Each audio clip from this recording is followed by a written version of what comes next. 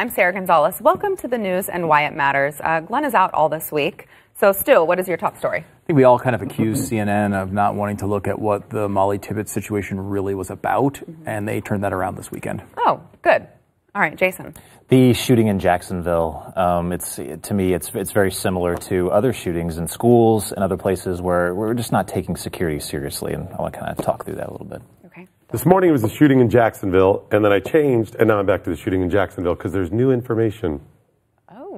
Okay. All right. Stu, tell us about CNN. CNN gets beat up a lot by conservatives, and understandably so, rightfully so many times. However, with this one, we were kind of saying, like, hey, look, Molly Tibbetts, she was killed by an illegal immigrant, and this is we've been talking about this problem forever. You've been ignoring it forever. Can you point out, the truth here, or at least look into it and see what you find?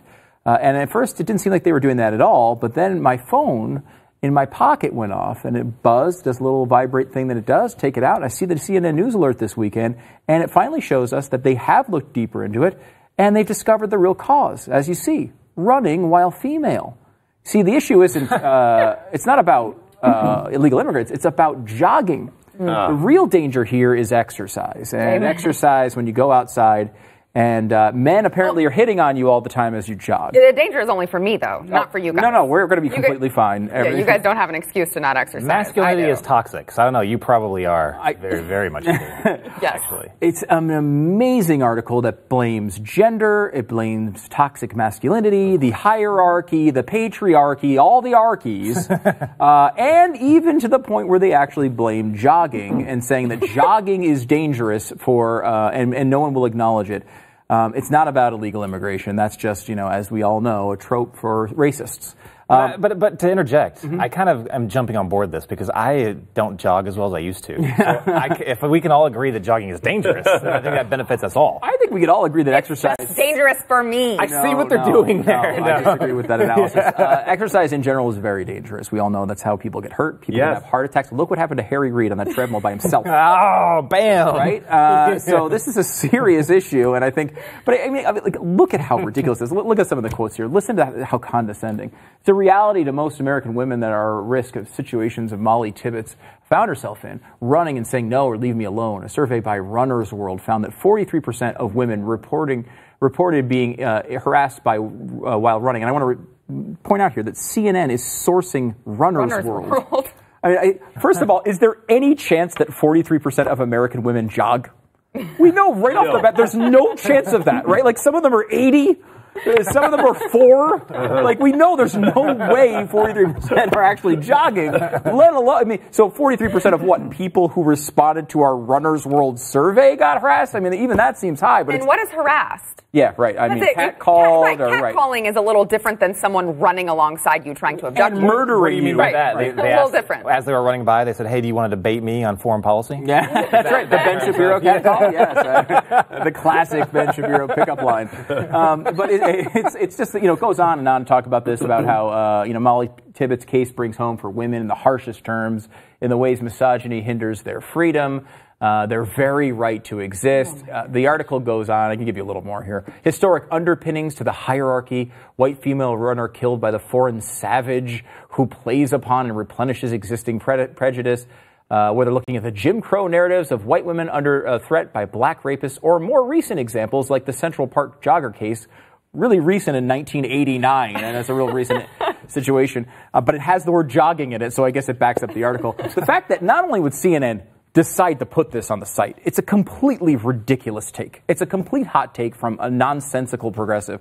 But the fact that they took time to give a push alert to this, to what, 50 million people who have the CNN app get an alert that jogging is what killed this poor person in Iowa, it's a really ridiculous point, and it shows why the media is not trusted. My issue with CNN specifically, I get tired of calling out CNN on this stuff. It's getting tiring. But I hold them to a different standard. Maybe I shouldn't, but lower or higher? We should be holding them to a higher standard because they claim to be biased. Like so MSNBC can report on and can put that stuff out all the time, and I won't call them on that because they're not pretending to be something else. CNN is claiming to be unbiased. Yes. Exactly, they are claiming to be something that they're not right now, and that's why I'm not. You got to hold them to it. They're asking for this, and I think they're getting what they deserve. Well, even their reference to Jim Crow. If you don't know, back in the day, they would show, and William Randolph Hearst was big about this because he was a racist. Show black men drawn as monsters attacking white women. And we know that that's not what this is. I'm pretty sure that any woman who doesn't want to be raped really doesn't want to be raped by anybody. It's like, I'm okay with being raped by that person or maybe that race, but not this one. No, it's true. And rape bad. Yeah. You know? And they just we're in this weird cycle where everyone wants to take what you thought about a story and turn it around on you. Like CNN says, that's not about illegal immigration, it's about jogging. They had another story that said, it was another piece they ran that said, in Iran, death to America doesn't always mean death to America. Huh. What does it mean? The New York Times had one that said, Stormy Daniels, a feminist superhero, right? Like we're now getting this world where we're just taking, and this is what Glenn's been talking about. It's in his new book, Addicted to Outrage. It's this postmodernism approach where everything you think you know that's solid is changed into something liquid right in front of your eyes. CNN had another one about the terrorist camp out in New Mexico, the compound, that really focused on their living off the grid. It was like, times are tough living off the grid. Oh, blame the preppers. That's a great angle. Right. How about they still haven't mentioned the guy was a terrorist and they killed a child? Yeah. Oh, my God. It's not the right approach. They should just be, they had that commercial that came out a while ago with the apples and the bananas, right? And that first commercial was like, hey, this is an apple and this is a banana. Don't let anyone convince you that this is a banana or whatever it was. And the point was, hey, facts are facts. We're going to lay them out even if it's uncomfortable. Even though I don't think CNN hits that approach, or hits that standard a lot of the time, it's a great approach for a news organization. That's how they should think. The follow-up commercial, though, was different. The follow-up said, here's an apple, and when you get a bunch of apples, you made a case. Well, a news organization should not be making a case against someone. That's what lawyers do. That's what talk show hosts do. That's what people who have opinions do. But a news organization should not be trying to form a case, and I feel like that is their approach way too often lately. Jason and Doc, let's talk about the story in Jacksonville. If you have I think we need to hear your updated information. Yeah, so the information is now, they're reporting that the kid, the 24-year-old who they believe is responsible for this, had actually sought or received mental health treatment as a teenager at least twice, had been prescribed antidepressants, and some of it had to do with, they believe, the difficult split between his parents. Apparently, they had a difficult divorce. Even so far as the treatment that he was seeking or the doctors gave him, the father didn't believe he needed, antidepressants, wasn't that seriously mentally ill, and debated all of that. So it was a pretty contentious divorce, and he had at least twice sought and received medical. Was he still on the medication? Treatment. Do we know that? We don't know that. I would be I haven't really seen it curious reported. to see that. Which the next question is, how the heck did he get a gun? Because you have, and especially in Maryland, I think they have some pretty strict Yes, they do. laws. I think even including magazine laws to where they have to be a certain amount. So I haven't seen anybody asking questions on where he actually got this gun. You can't just go down to Florida and just purchase the gun. In a couple of days before you do this. There was, I'm trying to think of who, there's a blogger, and I can't remember his name, but he has a couple 100,000 followers. We mentioned this morning on the air. It's Tariq something or other. At any rate, he mentioned the real problem with this shooting. It's not mental health, whatever, it's white supremacists. Yeah, of course. That the gaming community is a hotbed of recruitment for white supremacists, and even if it is, even if that's, if you're going to target young males, where do you find them today? You're going to, go to the AARP website, the blogs there. No, you're going to target gaming communities. That's fine. But what about the shooting said racism? Right. Did the kids say was race anything to do with it? One of the fatalities, there were two fatalities. One of the fatalities was a black man. Right. So And one white. yeah, one I white. think so, yeah. And then plus the shooter. Yeah, because look, we haven't shown the video or played any of the audio, but it's obviously out there, and you see the two players, and you see the red dot go on the guy's chest. You have to assume he was one of the guys who was killed. It was awful. Awful. And you have to. just watching it. If you're, a video game person, and in this, you're watching this stuff all the time on Twitch, and this is, kind of, ruling your life enough that you're good enough at Madden to be able to go and win tournaments. He probably wanted that to be caught by those cameras. And thank God it wasn't. I mean, you know, the really tiny, tiny sliver of positive, I guess you could take out of this is at least he didn't get exactly what he wanted, because, I mean, it was I mean, the camera cuts and the first shot goes. I mean, it's that close. Thankfully, you know, that was not seen. It's just an amazing thing. I've been to a couple of Madden tournaments in my life, you know, where like real NFL players will play, and it's you know, you think about it from the mind of a person who wants to kill a bunch of people. It's terrifying. It's a bunch of people. It's a really crowded room. They're all facing a screen, all facing the same way, all watching something. I mean, you know, without real security, it really can have these incidents can happen often. And having it in a gun-free zone. I mean, you have a gun-free zone and lack of security, you're just, I mean, you might as well be waving, you know, signs and flags and lights just telling people, come here if you want to do something terrible. And that's my point. No one is serious, whether it comes to schools, whether it's, you know, malls, or for crying out loud, malls. I cannot believe this. So I will not go to a mall. I will not go to the Grapevine Mills Mall in Dallas-Fort Worth because of that huge sign. It's plastered on every single entrance over there. Yeah. You're just screaming for someone to go in there because it's a prime target. I know this from my previous 2 jobs, that shopping malls are within the top 3 or so targets for radical Islamists. Every time I feel like there's something that I need to get there, that I have to go to a mall, I'm always on high alert. I'm always anxious. I really am. And I'm like, this is a sad state of affairs. That I can't even go into a mall without being worried that someone's going to plan some attack. So my last job, we did a threat assessment study, and it included one of the leading minds in like combat psychology and protecting people. And his assessment was, if we ever do see some kind of martial law, there will be a coordinated attack when terrorists target schools and at the same time target shopping malls. What are the last 2 things the last 2 attacks? I mean, we just saw that there was a terrorist encampment out in the desert where they were jihadists were training kids to attack schools. We also saw, I mean, and now we've seen multiple attacks at shopping malls. Now think about if 5 or 6 of these happen all across the country all at once, elementary schools, heaven forbid, and shopping malls. Think about the response, and that's exactly what they want. They want the heavy-handed response, and we're not serious about it. We're just not. I mean, and think about the dynamic this sets up for people. Here is, you know, we all know that the person who's going to murder someone doesn't care that it's a gun-free zone, so they bring their gun in there and they start shooting. And so you go and you hide under the desk, you go and hide behind the couch wherever you can. And in that moment, what are you thinking? What are you praying for? You, at that point, are forced to pray for someone else breaking the law. Some other outlaw to be in the room who didn't care about the gun-free zone and can maybe help you.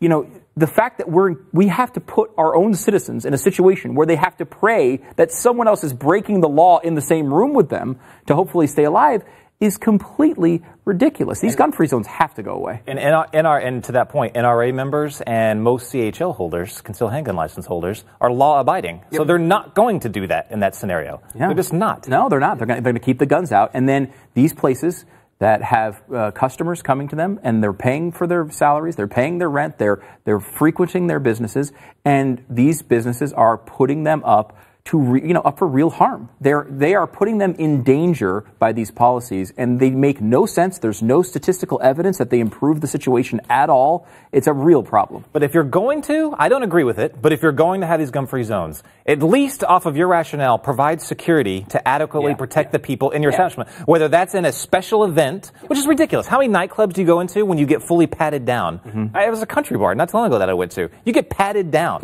Some of them had metal detectors. They don't do this to an event that they've advertised in advance, where personalities or celebrities within their groups. I mean, that's the one time when you might even provide personal protection at some of these things. And you know what that means? The price of all those things go up, so we all pay more for it. Well, I mean, but I would pay more for my own security. I'd rather just keep my own gun, though. Oh, well, obviously that's the ideal situation. But when you see that, I mean, 98% of mass shootings occur in gun-free zones. But their rationale is you don't have to protect yourself because we're going to protect you for you. Right. But they're not even doing that. Yeah. I mean, this guy goes to this place and knows there's a lot of variables he can't predict. But one thing he does know is no one's going to fire back at him. He's going to be able to go in there and do whatever the hell he wants until police show up. And that could be 5 minutes, it could be 10 minutes, it could be 20 minutes. I mean, thankfully, he killed himself, honestly. I mean, at least it ended before, who knows how many people could have actually died. But again, we're just leaving people really vulnerable, and it makes no sense. Go on the website of this place really quick. It says on their website that it's a gun-free zone. Yeah. So just think how easy it is for people to research that and find that out. It's ridiculous. All right, back in a minute.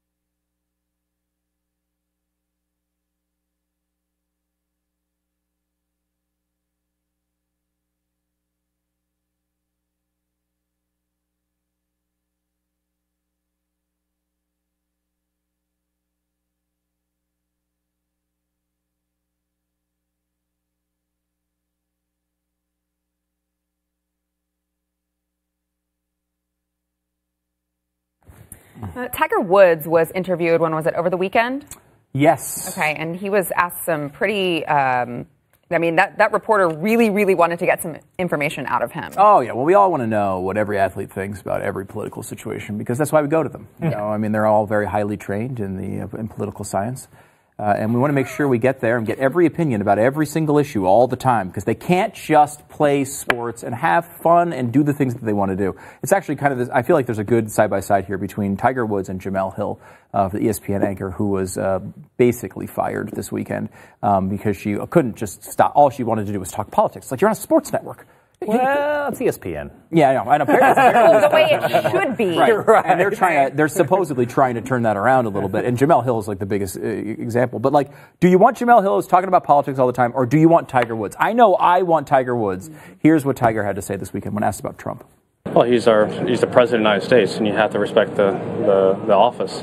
And no matter who's in the office, you may dislike the personality or the politics, but we all must respect the office. Do you have anything more broadly to say about the state, I guess, the discourse of race relations? No, I just finished 72 holes and really hungry.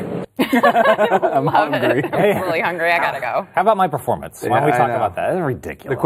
The second question he got there was about whether you had any broad comments about race relations. He's like, nah, I'm hungry. Anything at all. Anything really broad. It can be broad. It doesn't have to be nuanced. Yeah, it's just, look, I want the Tiger Woods approach. I mean, Tiger, to his credit, has been this way for a very long time. I mean, he wants to focus on his craft. This is why he's there. And look, there's nothing wrong. I don't agree with every, complaint about kneeling at anthems and everything else. I mean, a lot of that, look, if you want to be that person, you can be that person, I guess.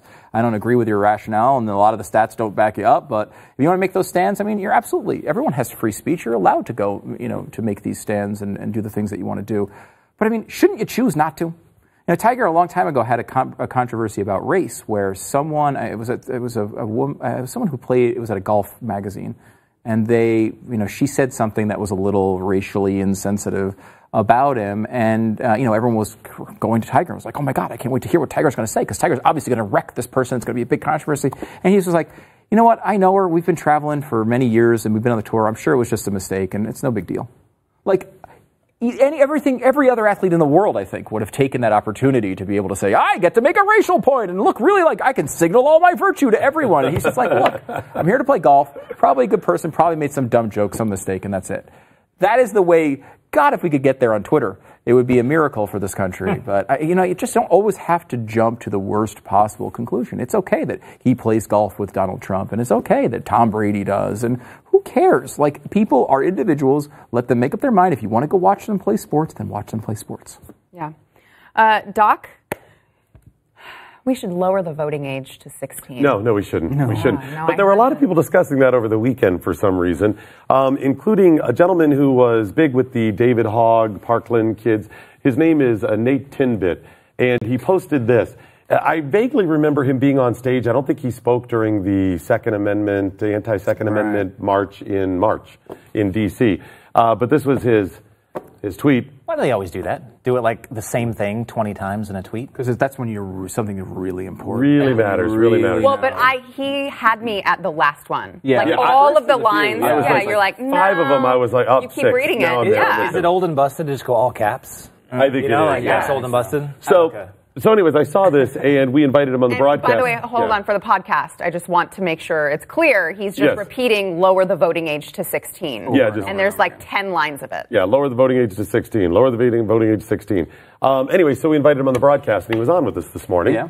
And I treated him with respect, as I do anybody that we invite on that we disagree with something like this. Unlike everyone who already works here. Yes, no, you get no respect. I already know you people. But I just asked him why, and he made a lot of really solid, articulate points. Ironic. That basically all had to do with, well, if you lower the voting age, they'll be more engaged. And when they've done that in some areas, which I didn't realize there was part of Maryland, apparently they lowered it in some areas for like school board and stuff to 16, that they were all really, really engaged. And I was like, that's great that they're more engaged and they may grow on, but there's another reason you don't want it to be 16. What about experience and knowledge and stuff? And he said, nah, they're doing so much right now. I mean, look at the Parkland kids. The old folks haven't done it. We're going to do this. And I said, well, what about 14? Could we lower it to 14? No, 14's not it. No, that's stupid. He's a moron. Why not 14? And he kind of hemmed and hawed, but basically that they're just too immature at 14. So I mean, 16 though. That's huge. Yeah. I mean, they're eating Tide Pods, and a vast majority of them think the Earth is flat.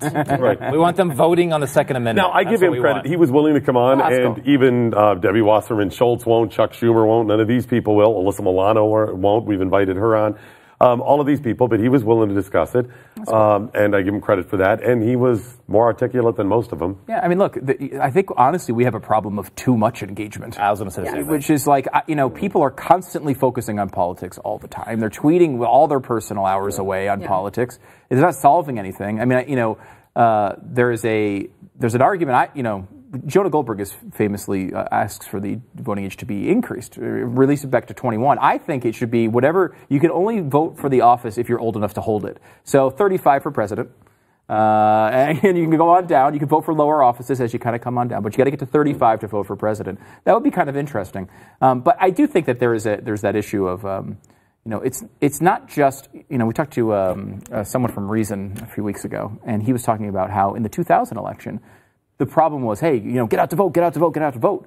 We're at the other side of that now. Too many people think they know enough to vote when they don't. Yes. And it would be much better if you instead of going to the voting polls this year, read. Yeah. Read something that's long. Too much engagement coupled with not enough facts. Yes. Yeah. All right, back in a minute.